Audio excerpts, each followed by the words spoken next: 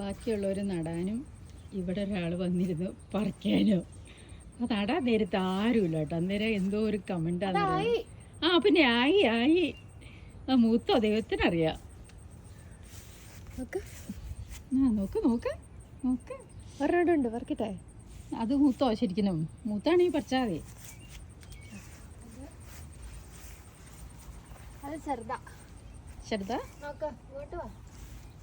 ഓ അത് ഇച്ചിരി കൂടെ ആവണം.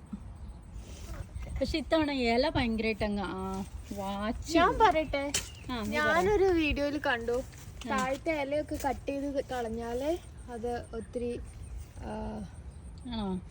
ഇതിപ്പോ പയറിന്റെ ഒക്കെ കൊറേ ഇല താഴത്തെ വെട്ടിക്കളയണം. അത്ര 3 ടയർ ഉണ്ടായിരുന്നു. 3 ടയറിൽ 3 സാധനം നട്ടു. പക്ഷെ കയറി വന്നു കഴിഞ്ഞപ്പോ എല്ലാം കൂടെ ഒറ്റയടിക്ക് കൂട്ടുകൂടും. സ്വീറ്റ് പൊട്ടാറ്റോ ആണോ?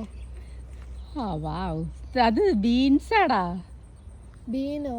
വള്ളി ബീൻസ്. എന്നിട്ട് ഇല മാത്രല്ലേ ഉള്ളൂ. അതാ ഞാൻ പറഞ്ഞ കുറച്ച് ഇല കളഞ്ഞാലേ ഞാൻ കൊറേയൊക്കെ പറിച്ചു കളഞ്ഞു. ഇല ഫ്രൂട്ട് ഉണ്ടാവൂ.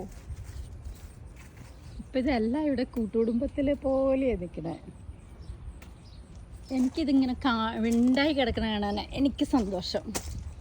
പറിച്ച് കഴിക്കണേ കാട്ടി കൂടുതൽ സന്തോഷം. ഇതും കൂടെ പറിച്ചാലോ? ഇത് കുറച്ചും കൂടെ ആവാനുണ്ട്. അത് കുറച്ചുകൂടെ നീളം വെക്കട്ടെ.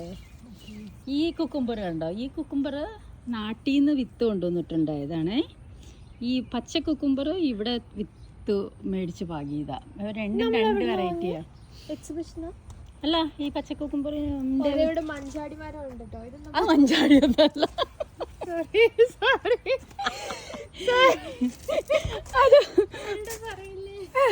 അത് വല്ലപ്പോഴും പെരക്കി വിട്ട് ഇറങ്ങി ഒന്ന് നടക്കണേ സാറ്.